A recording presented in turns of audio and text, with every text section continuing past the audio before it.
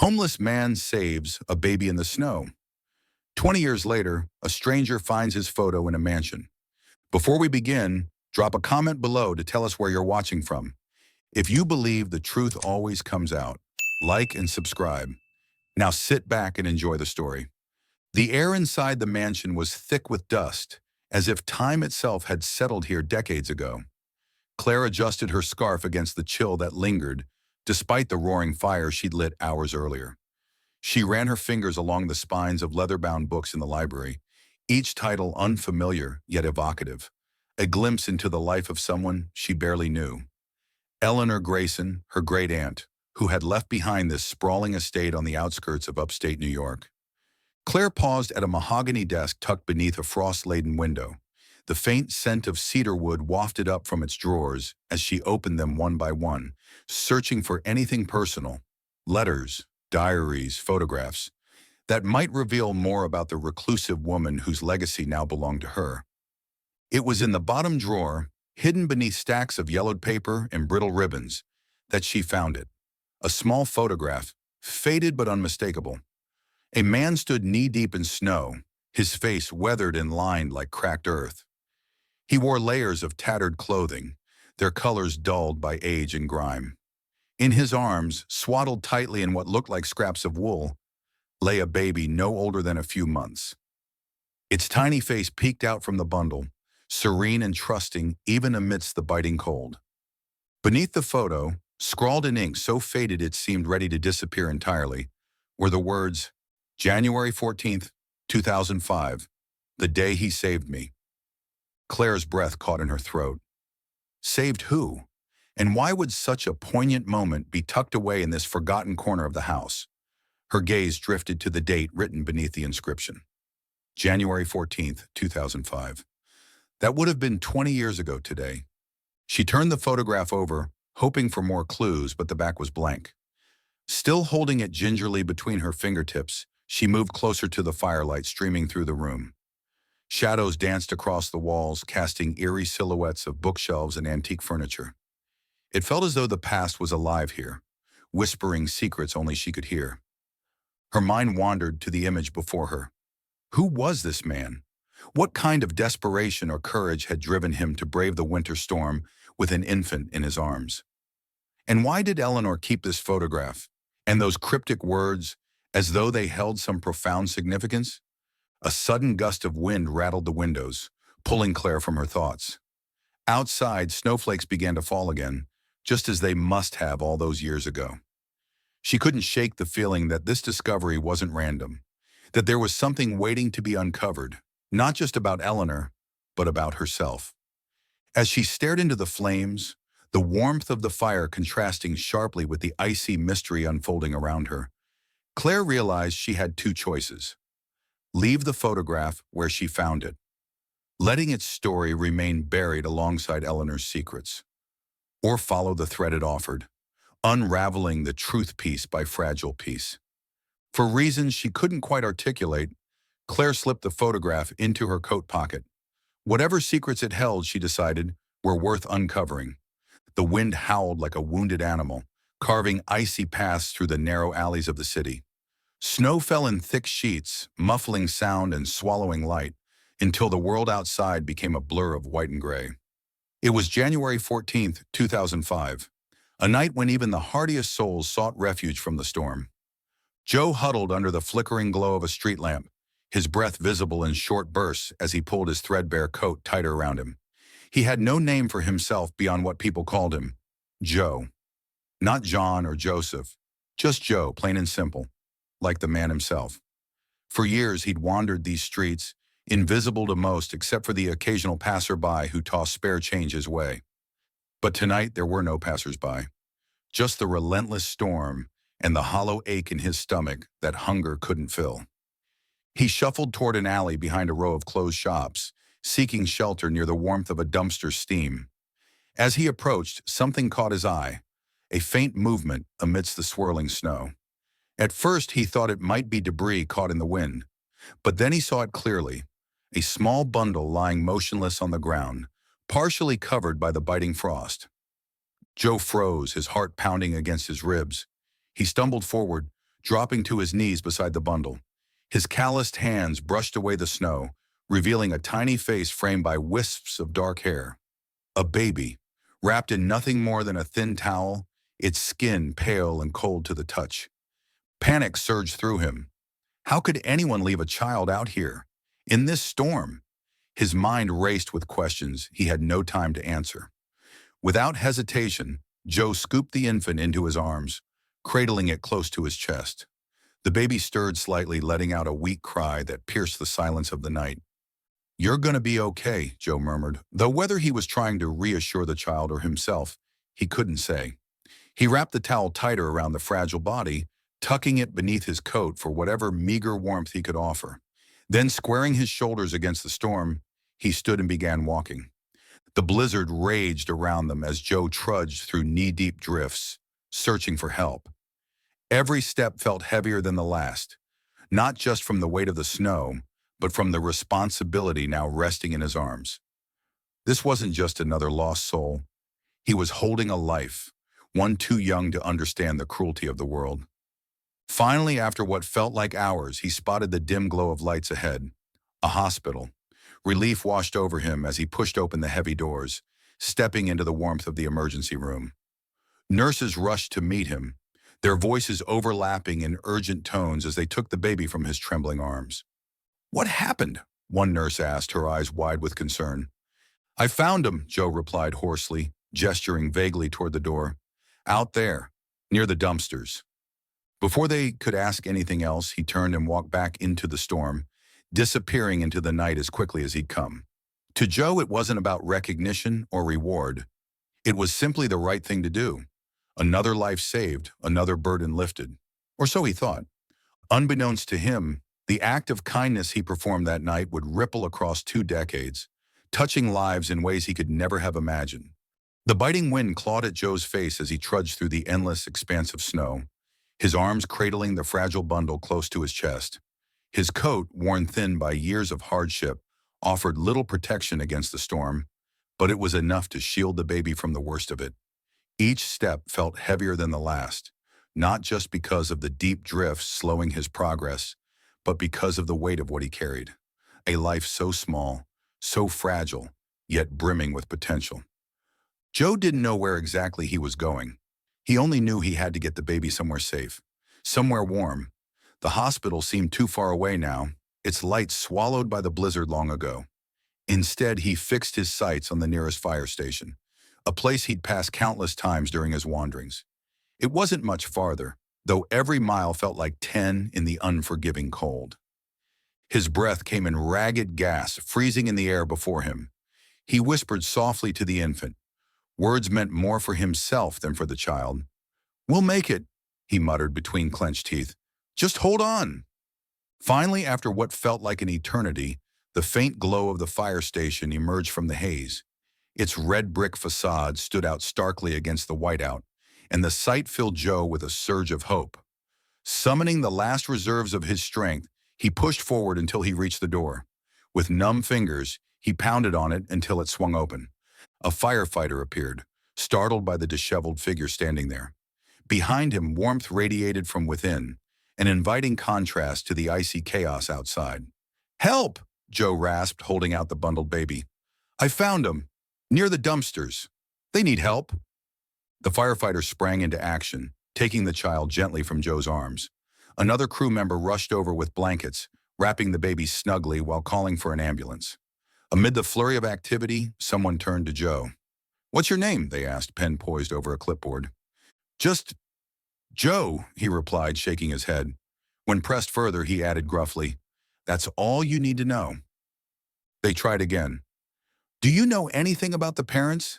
Any idea how long the baby was out there?" Joe hesitated, his gaze flickering toward the tiny form now cocooned in warmth. "Nothing," he said finally. "Just found him like that, alone." Sensing his reluctance to stay, one of the firefighters nodded. "You saved this kid's life tonight. We won't forget that." But Joe didn't wait around to hear more. As soon as he saw the baby being tended to, he slipped back into the storm, vanishing into the night as silently as he'd arrived. For him, it was enough to know he'd done what needed to be done. Recognition wasn't part of the deal. not for someone like him. Later that night, the baby, later identified as a girl, was taken to the hospital for treatment. Miraculously, despite the brutal conditions, she suffered no lasting harm. She was placed in foster care temporarily while authorities launched an investigation into her abandonment. No leads surfaced, no family came forward. Eventually, she was adopted by a loving couple who named her Eleanor Grayson. Eleanor grew up knowing little about her origins beyond the vague details shared by her adoptive parents, that she'd been found abandoned in the snow and saved by a stranger whose identity remained unknown. Though grateful for her second chance at life, she couldn't shake the feeling that something, or someone, was missing from her story. That lingering mystery would shape her in ways she couldn't yet understand. Back in the present day, Claire holds the photograph tightly in her hand, unaware of how deeply intertwined her own life is with the events of that fateful night. The stage is set for the unraveling of secrets and the discovery of connections spanning generations. The fire crackled softly in the hearth, its warmth doing little to ease the chill that had settled deep within Claire. She sat on the edge of an antique leather chair, the photograph still clutched in her trembling hands. Outside, the snow continued to fall, blanketing the world in silence as if holding its breath alongside her. Her mind raced back to fragments of conversations from her childhood, things her adoptive parents had said when she asked about where she came from. They'd always been honest but vague, sharing only what they knew, that she'd been found abandoned in the snow and saved by a stranger, a man who disappeared before anyone could thank him or even learn his name. "Your life is a miracle," her mother used to say, brushing a strand of hair from Claire's face. "You were meant to survive." At the time, those words felt like stories told to comfort a curious child. But now, staring at the faded photograph in her hand, everything clicked into place with startling clarity. The baby wrapped in scraps of wool, the homeless man shielding it from the storm, the date scrawled beneath the image. It all pointed to one undeniable truth. She was the baby. The realization hit her like a tidal wave, washing over her with emotions she couldn't untangle. Awe, gratitude, grief, and an overwhelming sense of connection to a man she would never know. Tears welled up in her eyes as she traced the outline of the photograph with her fingertips. This wasn't just someone else's story anymore. It was hers. Claire rose abruptly, pacing the room as memories surfaced unbidden. Her adoptive parents' faces flashed before her, their kindness, their sacrifices, their love. They had given her a home, a family, a future.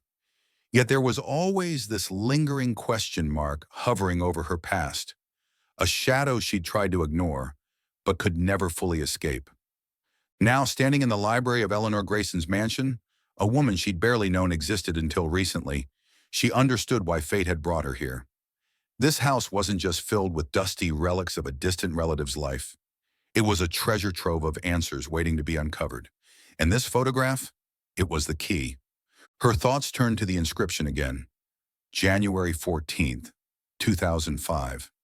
The day he saved me. The handwriting was unfamiliar, yet intimate, like a whispered secret meant only for her. Was it Eleanor's? Had she somehow known who Claire really was? Or had she simply stumbled upon the same mystery and kept it close, unable to let go of the memory of that selfless act? Claire sank back into the chair, overwhelmed by the weight of it all. For 20 years, she'd lived without knowing the identity of the man who had saved her.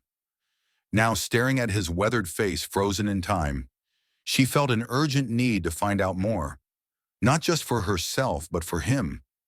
Who was he? What had become of him after that night? Did he ever realize the magnitude of what he'd done? As the firelight flickered across the walls, casting dancing shadows that seemed almost alive, Claire made a silent promise to herself.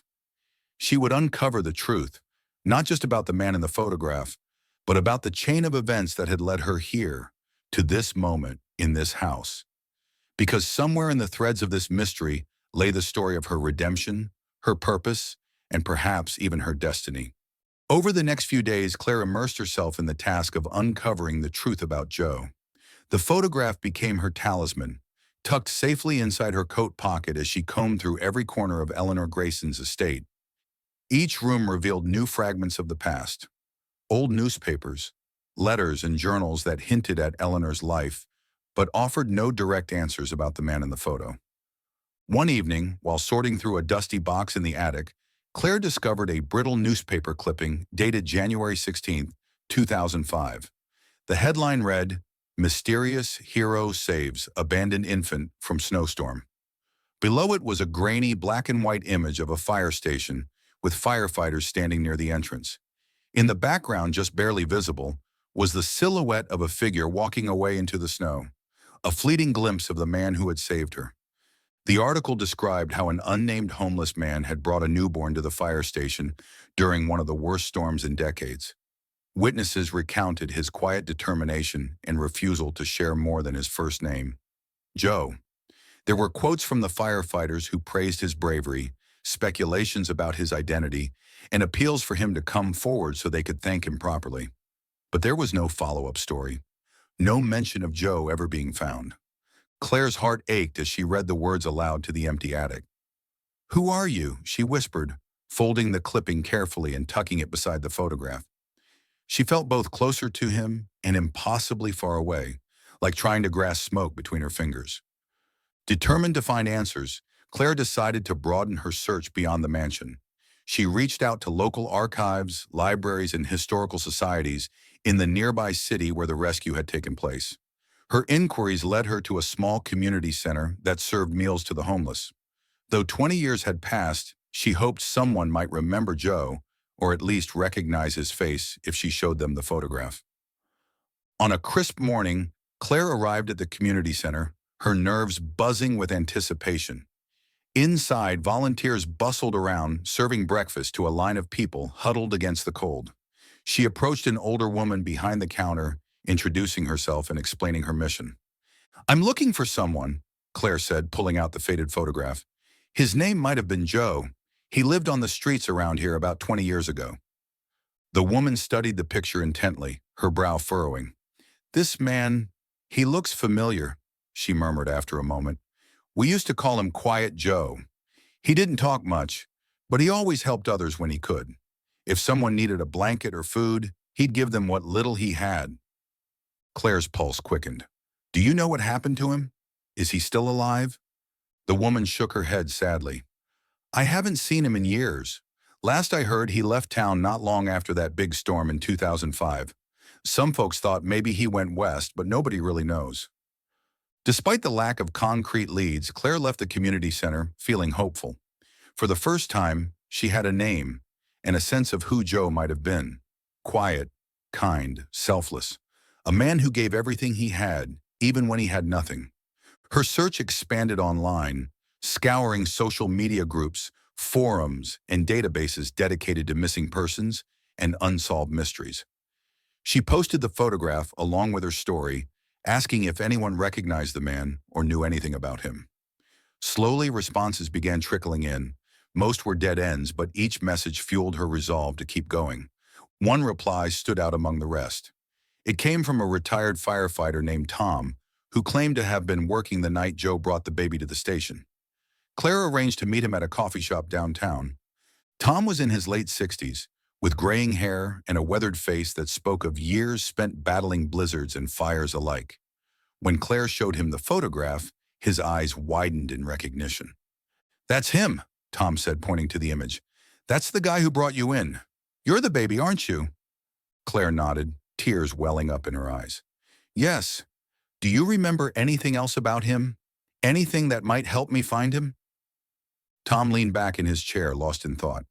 "He was different. Not like the other guys we saw coming through. He had this quiet strength about him, like he'd been through hell but still cared about everyone else. After he left that night, some of us tried to track him down, to thank him, but he vanished, like a ghost." A heavy silence settled between them. Finally, Tom added, "If you're looking for him, don't give up. A man like that deserves to know the difference he made." As Claire walked back to her car, the weight of Tom's words pressed heavily on her chest. She realized now that finding Joe wasn't just about satisfying her own curiosity.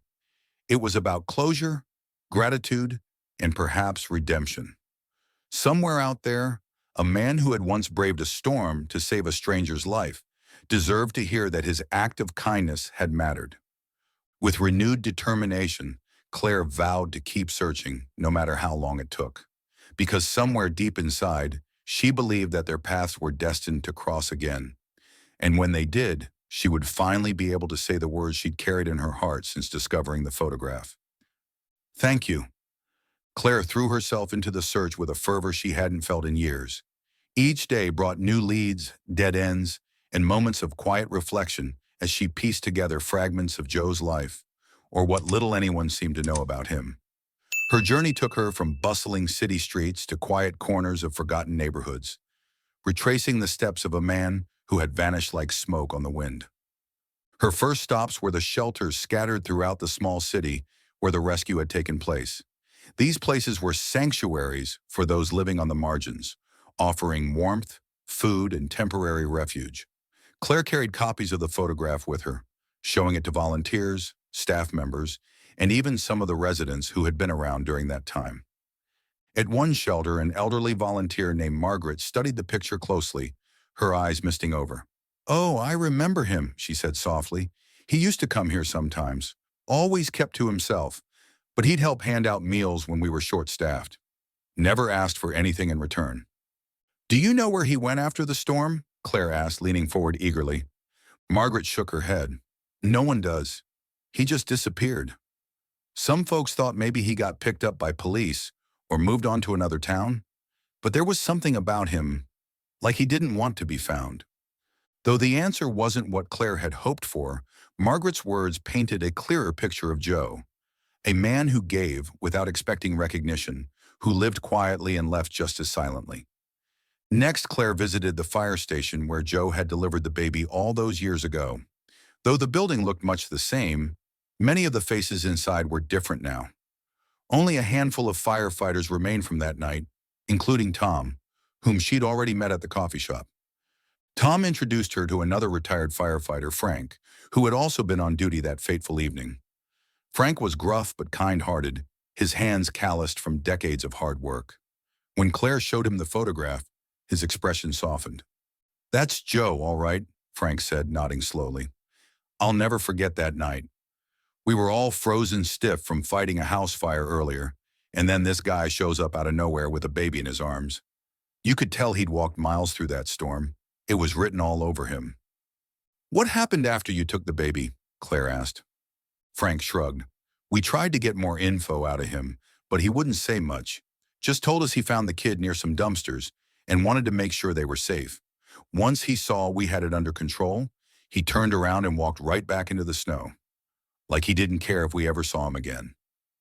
Claire felt a pang of sadness at the thought of Joe disappearing so completely. "Did anyone try to find him afterward?" "Sure, a few of us did," Frank admitted, "but it was like he dropped off the face of the earth. No one knew his last name, where he came from, or where he went. It was almost like he didn't want to be found." Frustrated by the lack of concrete leads, Claire decided to take her search online. She created posts on social media groups dedicated to missing persons, local history, and community storytelling. She included the photograph, along with a heartfelt message detailing her story and her quest to find the man who had saved her life. 20 years ago, a homeless man risked everything to save my life during a brutal snowstorm. His name might have been Joe, and though he walked away before anyone could thank him, his act of kindness changed the course of my life forever. If you recognize him, or if you have any information about who he might be, please reach out. I just want to say thank you. Within hours, her post began gaining traction. Strangers shared it across platforms, their comments filled with admiration for Joe's selflessness and encouragement for Claire's mission. Messages poured in from people claiming to have seen him, or someone who resembled him, in towns hundreds of miles away. Most were vague or unreliable, but each response fueled her determination to keep searching. One message stood out among the rest. It came from a woman named Lisa, who claimed to have known Joe briefly while volunteering at a soup kitchen in Chicago several years ago. "This man looks familiar," Lisa wrote. "I remember serving meals to someone who fit his description. He rarely spoke, but when he did, he always talked about how kindness saves lives. He mentioned once that he used to live in New York, but left because he needed a fresh start. That's all I know, but I hope it helps. Chicago. The mention of a specific city reignited Claire's hope. Maybe Joe had started over somewhere new, far from the memories of that frigid January night.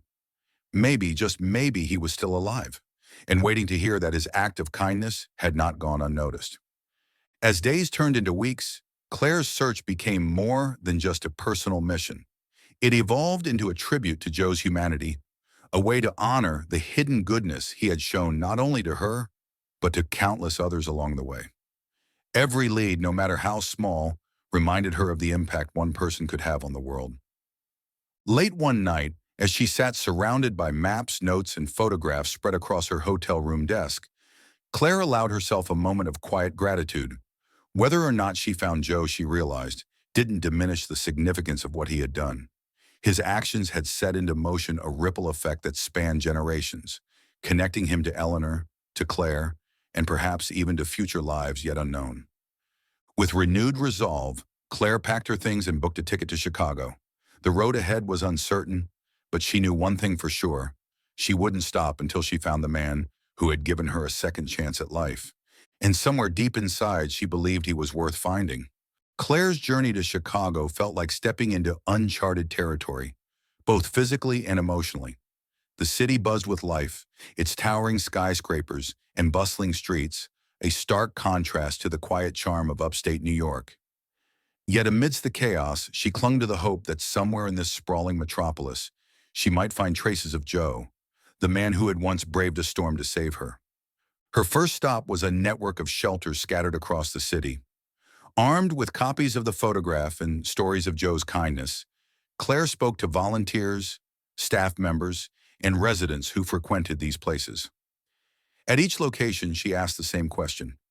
Did you ever meet someone like this? A quiet man who helped others without asking for anything in return? Most responses were discouraging, shrugs, head shakes, or vague recollections that led nowhere. But then, at a small shelter on the south side, she struck gold. An older volunteer named Rosa studied the photograph intently, her eyes lighting up with recognition. "Oh yes," she said softly, pointing to the image. "I think I remember him. He came through here years ago.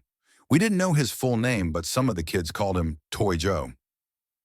"Toy Joe," Claire repeated, her heart skipping a beat. Rosa nodded. "He used to carve little wooden toys for the children. Animals, cars, puzzles. Nothing fancy, but they loved them. He'd sit quietly in the corner, working away while the kids played around him. Never asked for anything, just gave what he could." Claire felt a lump rise in her throat. This description matched everything she'd learned about Joe so far, a man who gave selflessly, even when he had nothing to spare. "Do you know where he went after he stopped coming here?" she asked. Rosa shook her head. "No one really knows. One day he was just gone. Some people thought maybe he moved on to another town. Others said he might have gotten sick or tired of city life. But there was something special about him. He left an impression on everyone he met." Encouraged by Rosa's story, Claire expanded her search to other shelters and community centers throughout Chicago. As she dug deeper, more pieces of the puzzle began to emerge. Several people mentioned seeing a drifter fitting Joe's description, a quiet man who always seemed to be helping others, whether it was fixing broken chairs, handing out blankets, or simply listening to someone who needed to talk. At one shelter, a young woman named Maria shared a particularly poignant memory. "My mom used to bring me here when I was little," she explained. "There was this guy who made me a little wooden bird. He told me it would remind me to keep singing, no matter how hard things got. I still have it somewhere."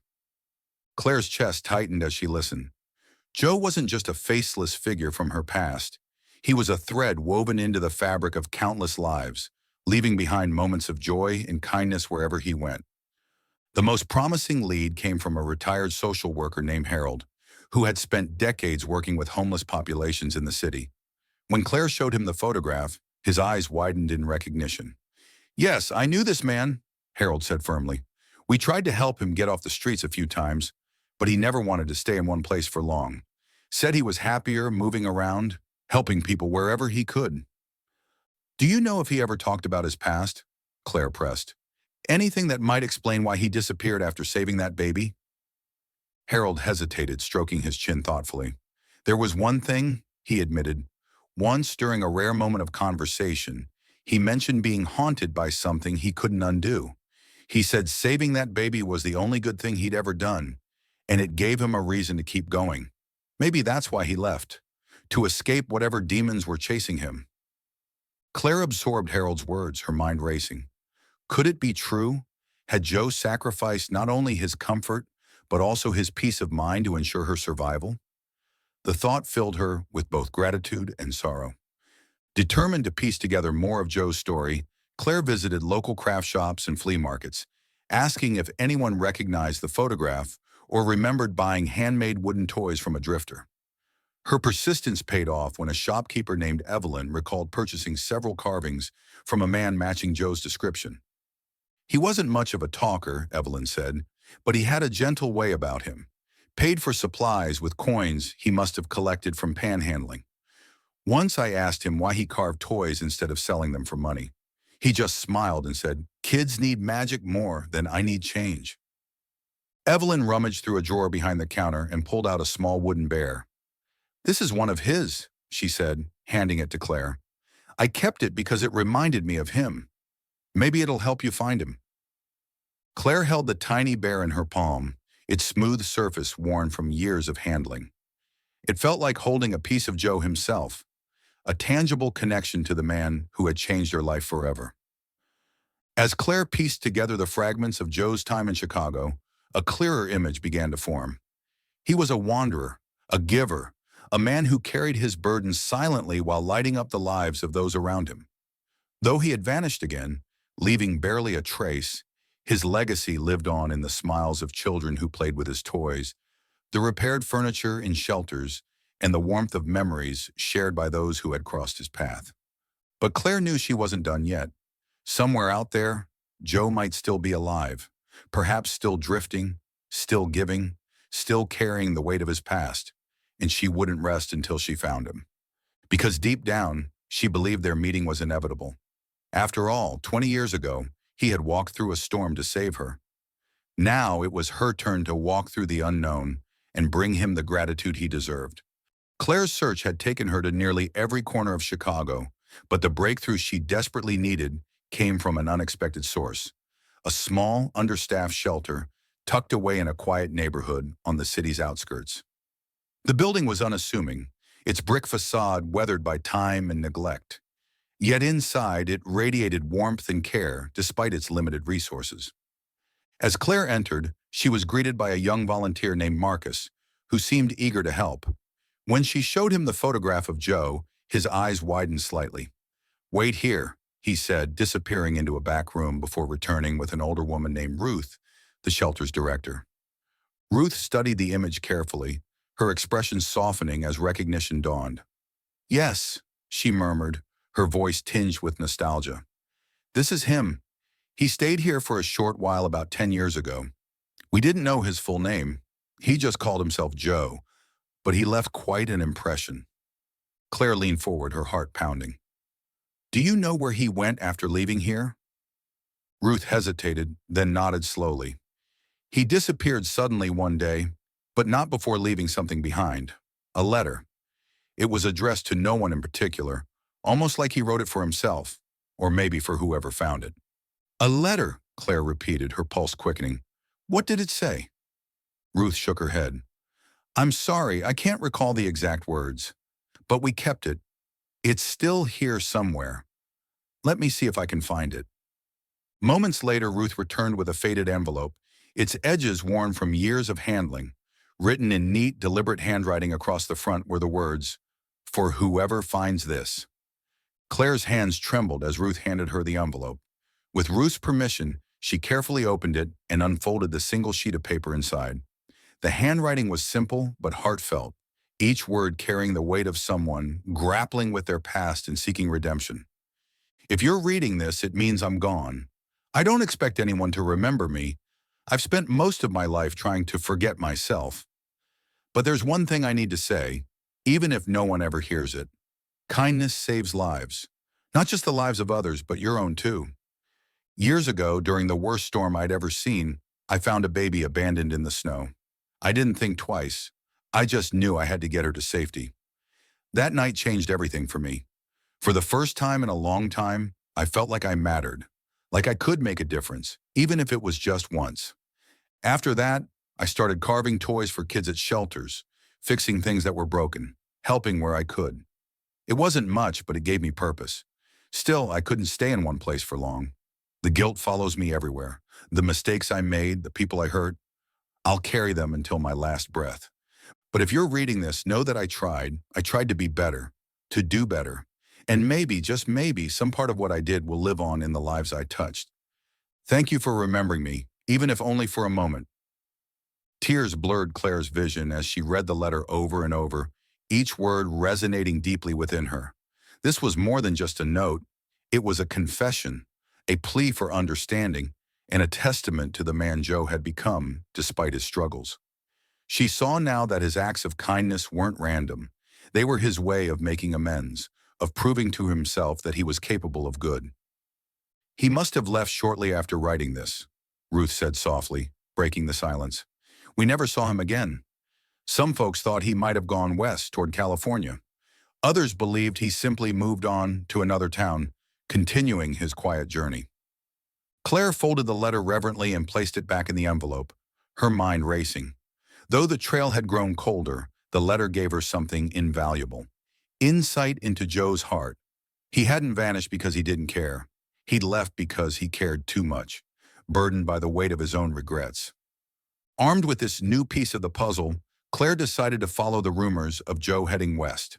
She reached out to shelters and community organizations along potential routes, sharing the photograph and the story of the man who carved wooden toys and saved lives. Her message spread like wildfire, sparking interest and compassion from strangers who wanted to help. One response stood out among the rest. It came from a woman named June, who ran a small outreach program in Denver. I think I met this man, June wrote. About 5 years ago, a drifter came through our area. He stayed briefly, helping us repair some old furniture and playing with the kids. Someone mentioned he used to carve toys, but by then, his hands were too weak. He talked about starting fresh, finding peace before it was too late. If it's him, I hope you find him. He deserves to know how much he's meant to people. Denver. The mention of another specific location reignited Claire's hope. Though the road ahead remained uncertain, she felt closer to Joe than ever before. Each clue brought her nearer to the man who had given her life, and perhaps to the chance to give him the gratitude and closure he so clearly deserved. That night, as Claire sat alone in her hotel room, she reread Joe's letter under the dim glow of a bedside lamp. His words echoed in her mind, reminding her of the profound impact one selfless act could have, not just on the recipient, but on the giver as well. She realized now that finding Joe wasn't just about thanking him for saving her life. It was about showing him that his efforts hadn't been in vain, that his kindness had rippled outward, touching countless lives, including hers. And if she succeeded, she hoped to give him the one thing he seemed to crave most: forgiveness. With the letter safely tucked into her bag alongside the photograph, Claire prepared for the next leg of her journey. Somewhere out there, Joe was waiting to hear that he mattered, that his life had meaning far beyond the storms he'd endured, and she wouldn't stop until she told him. Claire's fingers trembled as she unfolded the fragile piece of paper once more, her eyes scanning the handwritten words that revealed so much, and yet still left so much unsaid. The shelter director, Ruth, had handed it to her with a quiet reverence, explaining that it had been tucked away in an old filing cabinet for years, forgotten by everyone except those who occasionally stumbled across it during inventory checks. As Claire read the letter again under the dim light of the shelter's office, its weight settled deep within her chest, not just as evidence of Joe's existence, but as a window into his soul. I never thought I'd leave a mark on this world, but that baby, maybe that was my purpose. The simplicity of the sentence struck Claire like a hammer blow. It wasn't eloquent or poetic, but it carried the raw honesty of a man unburdening himself after carrying the weight of his life alone for far too long. These weren't the words of someone seeking recognition. They were the quiet reflections of a man trying to make sense of his place in the world. She traced the lines of text with her fingertip, imagining Joe sitting somewhere, quiet and secluded, penning these thoughts late at night when the rest of the world was asleep. Had he known then that he would disappear shortly afterward? Or had he simply written it as a way to process his own emotions, leaving it behind without expecting anyone to ever find it? Her gaze dropped to the bottom of the page, where a small symbol was etched beneath the final words. A simple carving mark, unmistakably crafted by hand. It resembled a crescent moon cradling a star, its edges slightly uneven, as though it had been drawn quickly but deliberately. Claire tilted her head, studying it closely. It felt familiar, though she couldn't immediately place why. "This must be his," Ruth said softly from across the desk, noticing Claire's focus on the symbol. "He used to carve things like this into the toys he made for the kids. They called him Toy Joe because of those little marks. He always added them to everything he created." Claire's breath caught in her throat. This wasn't just a signature. It was a piece of Joe's identity, a quiet reminder of his presence left behind in every act of kindness he performed. For someone who had spent most of his life avoiding attention, it was oddly fitting that his legacy would be marked by such subtle details. A crescent moon embracing a star, hidden in plain sight. The discovery of the letter reignited Claire's determination. If Joe had left this behind, perhaps there were other traces of him scattered across the places he had visited. Other letters, carvings, or memories waiting to be uncovered. She photographed the letter carefully, ensuring she captured every detail, including the carving mark at the bottom. Then, clutching the image tightly, she began reaching out to shelters, community centers, and outreach programs along the rumored paths Joe might have taken. Her message became more specific now. "Have you seen this symbol? A crescent moon cradling a star, carved into wood or inscribed somewhere?" To her surprise, responses trickled in faster than before. In Milwaukee, a librarian mentioned finding a similar mark on a donated wooden birdhouse years ago. In St. Louis, a children's home recalled receiving hand-carved animals bearing the same emblem. Each lead brought her closer to understanding Joe's journey, and perhaps even locating him. As Claire traveled from city to city, following the faint trail of Joe's kindness, she found herself reflecting on the man behind the mystery. His letter haunted her, not because it was tragic, but because it was achingly human. He hadn't set out to change lives. He had simply acted on instinct, driven by compassion in a moment of desperation. And somehow that single act had become the cornerstone of his redemption. She wondered what kind of person he was before that fateful night. Had he always been kind, or had the storm forced him to confront parts of himself he'd buried long ago? What mistakes did he carry with him, and how heavy were they? Most importantly, did he realize the profound impact he'd had on others? Or had he spent the rest of his days believing he was unworthy of forgiveness? Each question deepened her resolve to find him, not just to thank him, but to assure him that his purpose extended far beyond saving a single life.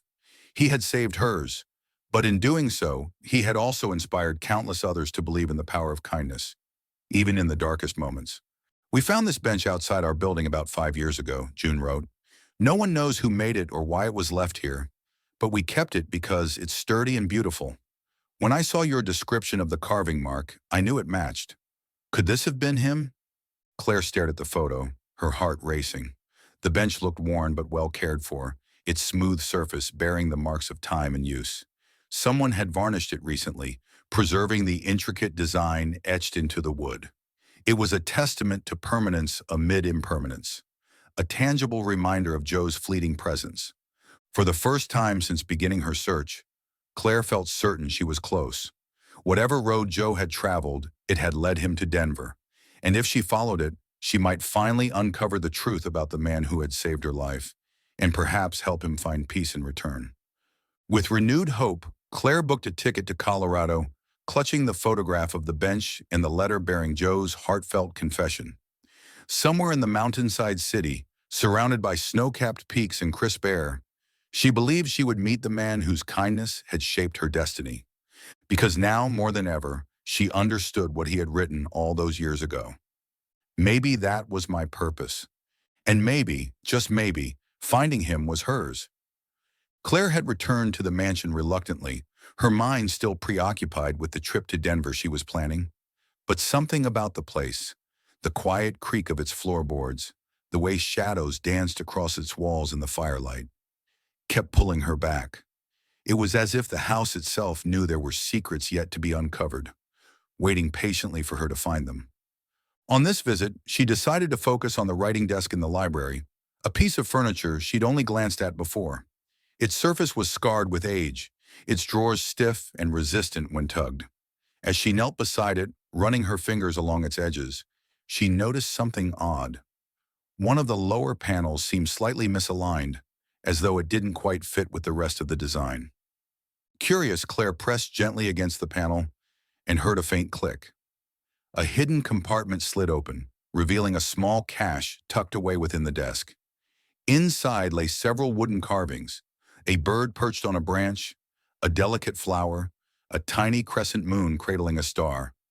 Each piece was meticulously crafted, smooth to the touch despite years of disuse. Her breath caught as she examined the carvings more closely. Etched into the base of each one was the same symbol she'd seen in Joe's letter, the crescent moon embracing a star. Her pulse quickened. These weren't random trinkets. They were his work. Somehow Eleanor Grayson had known him, or at least been connected to him, in ways Claire couldn't yet comprehend. Claire sat cross-legged on the floor, arranging the carvings in front of her like pieces of a puzzle. The realization that Joe's presence extended beyond the photograph shook her. What had brought him here? Had he sought refuge in this very mansion during his wanderings? Or had Eleanor known him elsewhere and kept these items as mementos? She rummaged further in the hidden drawer and discovered a bundle of letters tied together with a faded ribbon. The handwriting on the envelopes matched the inscription on the back of the photograph. Eleanor's elegant script. Carefully, Claire untied the ribbon and unfolded the topmost letter. "Dear friend," it began, "I don't know if you'll ever read this, but I wanted to write it anyway. You saved me, not just from the storm, but from a life without hope.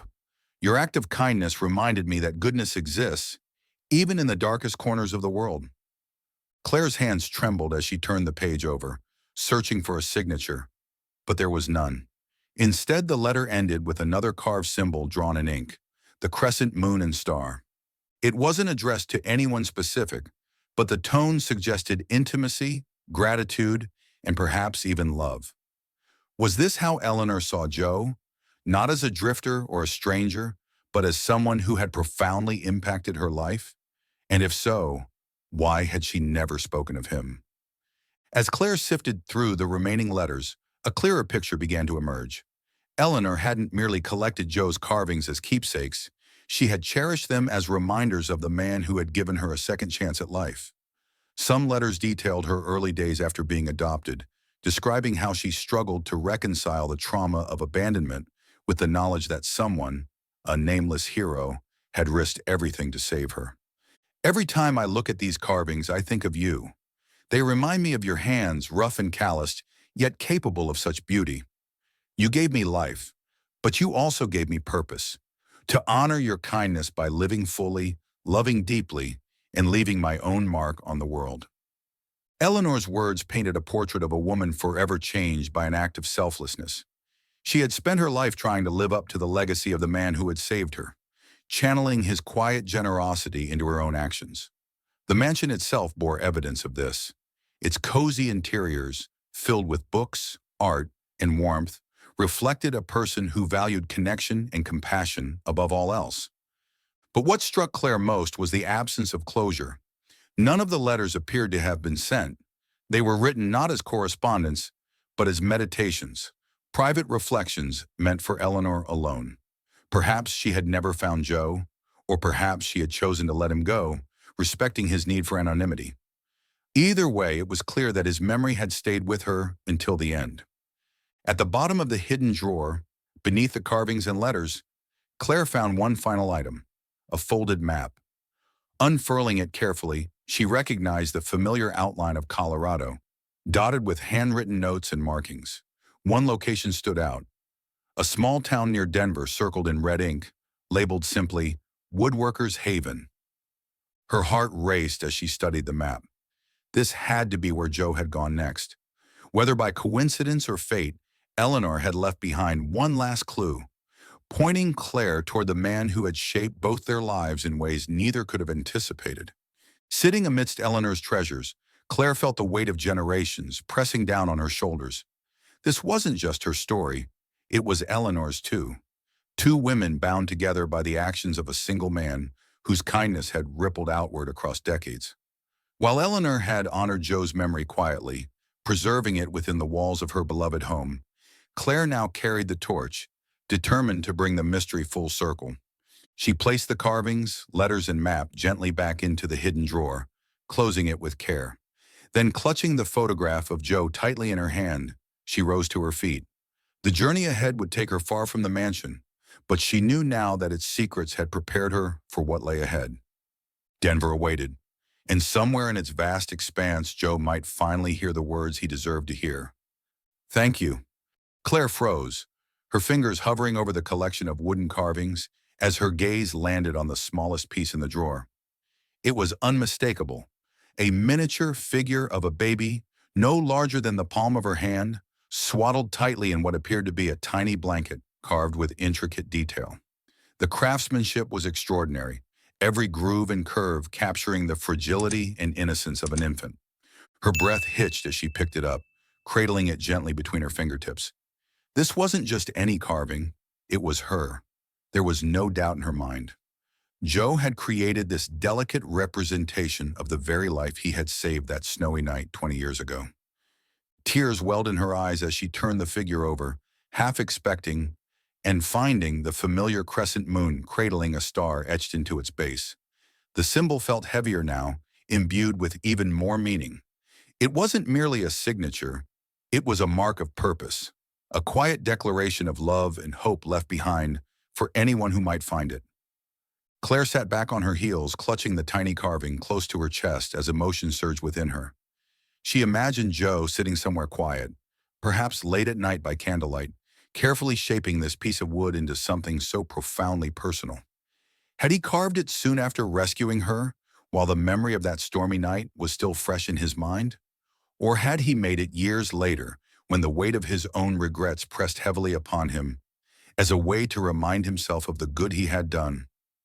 Whatever the timing, the act itself spoke volumes about the man he was, or at least the man he had become. He hadn't forgotten her. Even if he never intended for her to see it, this small figure was proof that she had mattered to him. Her survival wasn't just another fleeting moment in his wandering life. It was a cornerstone of his redemption, a beacon of light in his darkest hours. As Claire placed the baby carving reverently beside the others, her thoughts returned to Eleanor. How had these items come into her possession? Had Joe sought her out at some point, leaving the carvings as a silent gift without ever revealing himself? Or had Eleanor tracked him down, discovering fragments of his journey and choosing to preserve them in secret? One thing was certain. Eleanor had understood the significance of these objects. They weren't mere trinkets. They were pieces of Joe's soul, tokens of the kindness he had scattered throughout the world. By keeping them hidden away in the writing desk, she had ensured their safety, safeguarding not only the physical artifacts but also the story they told. Claire couldn't help but wonder if Eleanor had ever held the baby carving in her hands, marveling at its resemblance to the infant she once was. Had it brought her comfort during lonely nights, reminding her that she was loved, not just by her adoptive parents, but by a stranger who had risked everything to save her? The carvings took on new meaning now, each one a chapter in Joe's unwritten autobiography. The bird perched on a branch symbolized freedom, the flower resilience, the crescent moon embracing a star hope amidst darkness. Together they painted a portrait of a man who had wandered through life carrying both burdens and blessings, leaving behind traces of beauty wherever he went. But the baby carving was different. It wasn't just a metaphor or a memory, it was a direct connection to Claire herself. Holding it felt like holding a piece of her past, a tangible link to the moment her life began anew. For the first time, she truly understood the depth of Joe's sacrifice. He hadn't just saved her from the cold. He had given her the chance to live, to grow, to search for him across decades. And now, standing on the precipice of finding him, she realized that this carving wasn't just for her, it was for him too. A reminder that his act of kindness had not been in vain, that it had rippled outward, touching lives in ways he could never have imagined. With renewed resolve, Claire gathered the map, the letters, and the photograph, tucking them safely into her bag. Before leaving the mansion, she paused to look at the hidden drawer one last time, its contents now forever etched into her heart. These weren't just relics of the past. They were guideposts leading her toward the man who had shaped her destiny. She stepped outside, the crisp air brushing against her face as snow began to fall once more. The parallels between that fateful night 20 years ago and the present moment weren't lost on her. Just as Joe had braved the storm to save her, she would brave whatever lay ahead to find him. As she climbed into her car and set off for Denver, the baby carving nestled securely in her coat pocket, Claire whispered softly to herself, "I'm coming, Joe, and I'm bringing your story full circle." As Claire prepared to leave the mansion for Denver, her mind racing with anticipation of what awaited her there, she was stopped by an unexpected visitor, a caretaker named Harold, who had tended to the property for decades.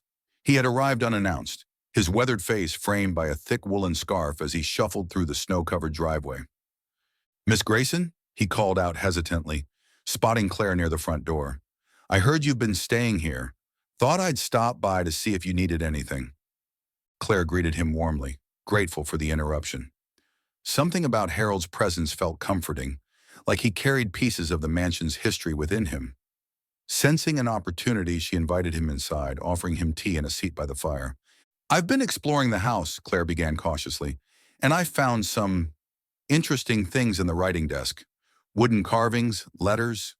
She paused, watching his expression carefully. "Do you know anything about them, or about the previous owner?"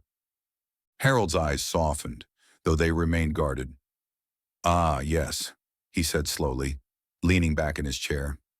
"The old man who lived here before Miss Eleanor passed. Quiet fellow, kept to himself most of the time. Folks around town didn't pay him much mind. He liked it that way." Claire's pulse quickened. "What was his name?" "Joseph Whitaker," Harold replied simply, "but everyone just called him Joe." The room seemed to tilt slightly as the words sank in. Claire gripped the armrests of her chair, struggling to process what she just heard. Joseph Whitaker, the reclusive man who had lived in this very house for the last 10 years, the same time frame when rumors suggested Joe had disappeared from Chicago. Could it really be him? Harold continued, unaware of the storm brewing inside Claire. "He moved here about a decade ago, said he wanted peace and quiet, didn't talk much about his past, but he had a kind streak, always helping folks in need without asking for anything in return. Fixed up some of the furniture, carved little trinkets for the kids in town." Claire's heart raced as she interrupted, her voice trembling. "Did he ever mention saving someone? A baby, maybe? Or leaving behind something important?" Harold frowned thoughtfully, scratching his chin. "Now that you mention it, there were whispers. Some said he used to volunteer at shelters, helped out wherever he could. Never talked about it much, but one time after a few drinks, he let slip something about making amends. Said he'd done one good thing in his life, and it kept him going." Claire felt tears welling up in her eyes. It was him. There was no doubt now.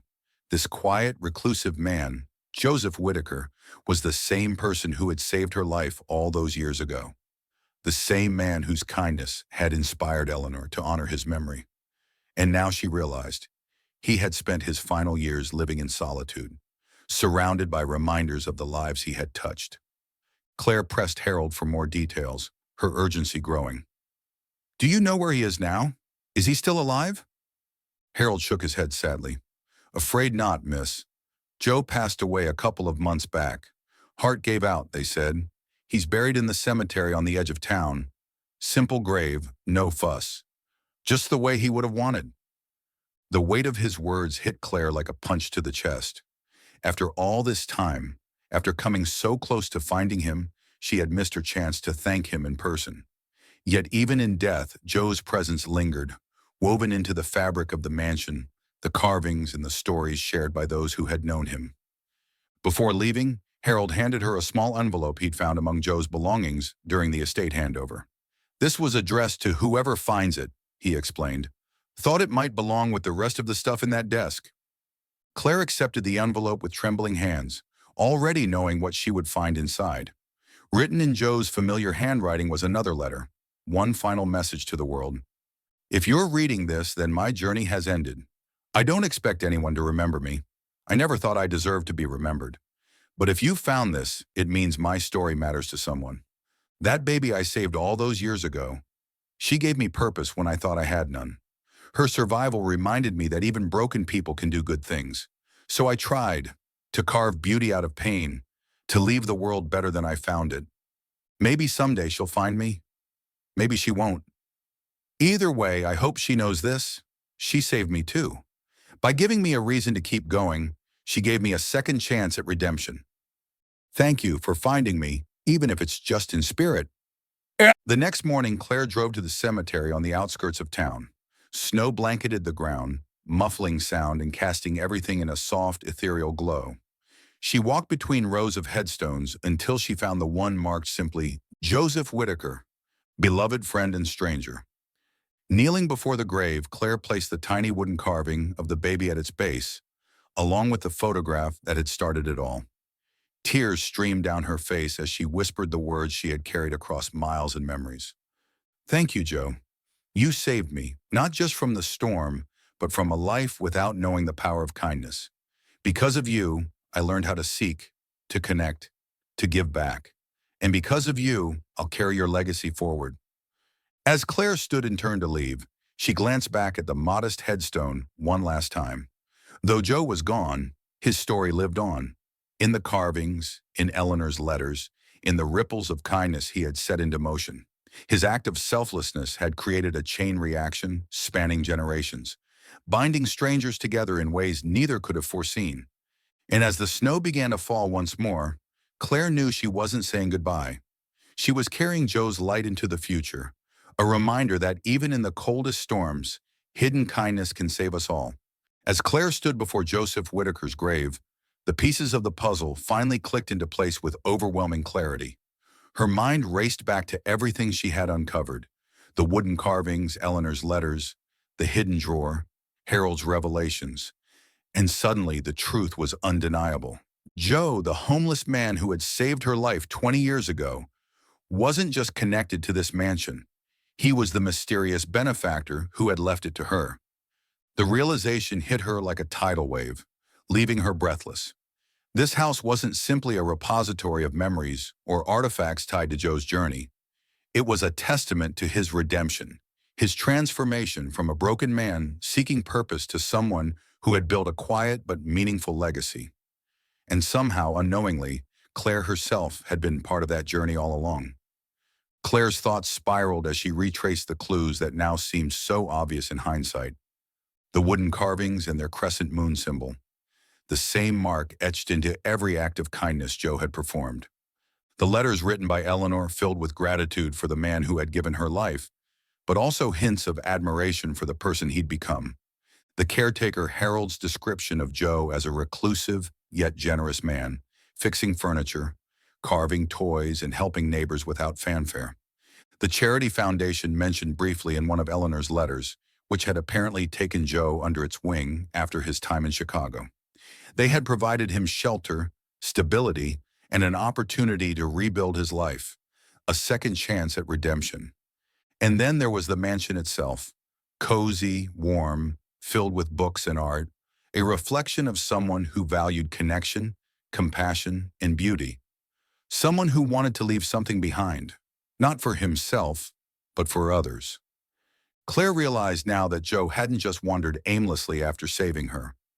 His disappearance from the streets of Chicago marked the beginning of a new chapter, one where he sought to make amends not only for his past mistakes, but also for the lives he believed he could still touch.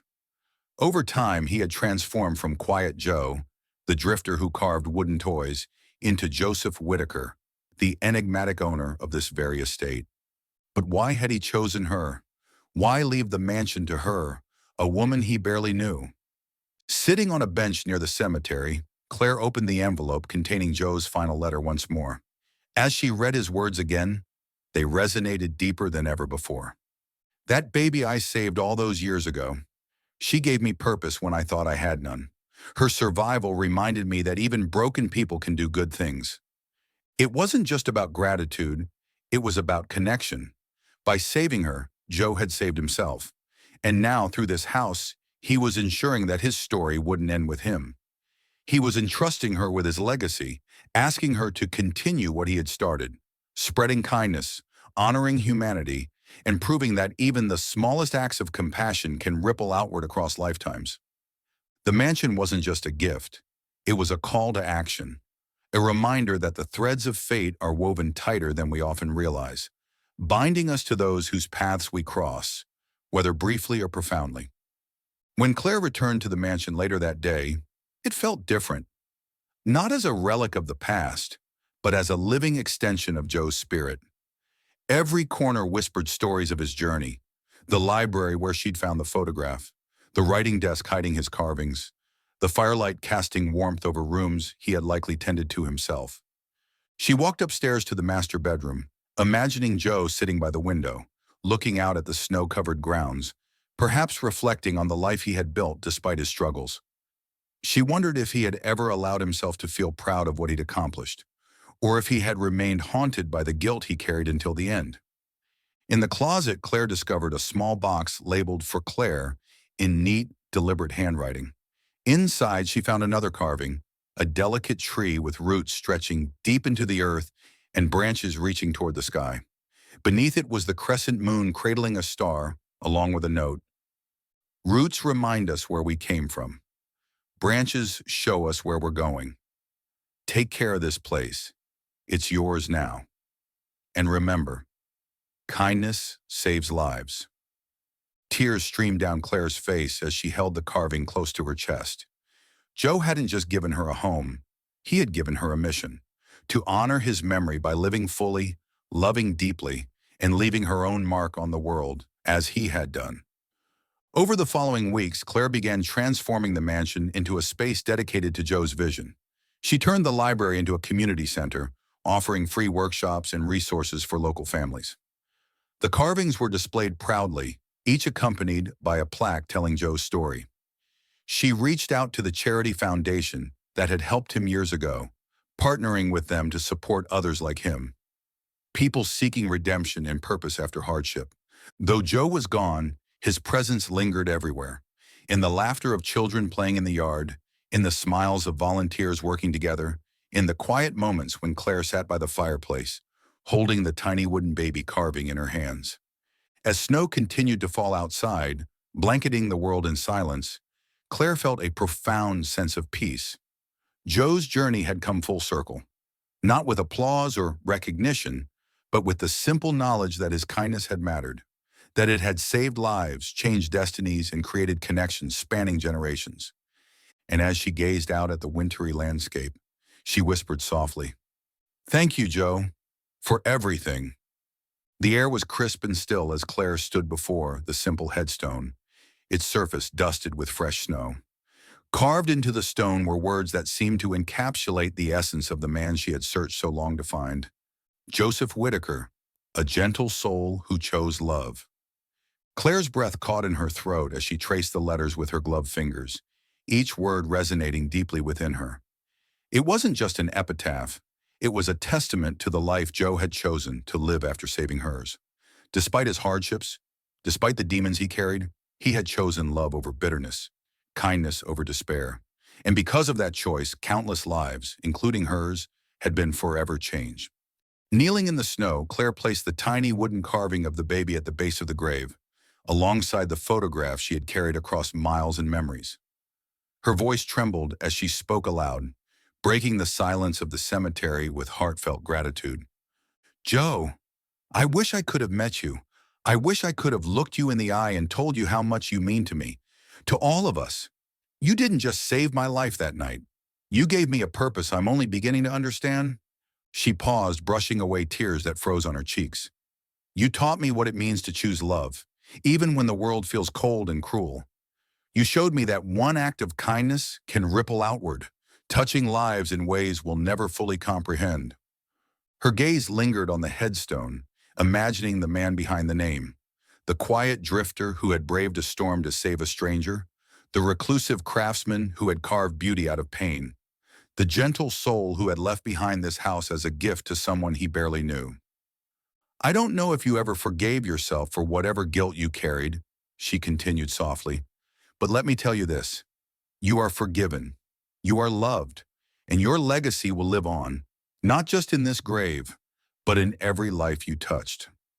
Rising to her feet, Claire pulled her coat tighter around her, feeling the weight of responsibility settle warmly upon her shoulders. This wasn't the end of Joe's story.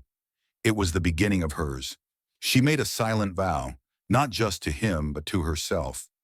I promise, Joe, to honor your memory by turning this mansion into a shelter, a place where others like you can find safety, purpose, and hope, where broken souls can heal, where kindness is paid forward, and where no one has to face the storms of life alone. The idea filled her with resolve. The mansion wouldn't just be a home, it would become a sanctuary, a living tribute to the man who had once wandered the streets unnoticed, yet had left such an indelible mark on the world. She envisioned it bustling with activity, families finding refuge, volunteers sharing meals, children playing with wooden toys carved by loving hands. Each room would echo with laughter, warmth, and the spirit of redemption Joe had embodied. As Claire turned to leave, she glanced back at the grave one last time.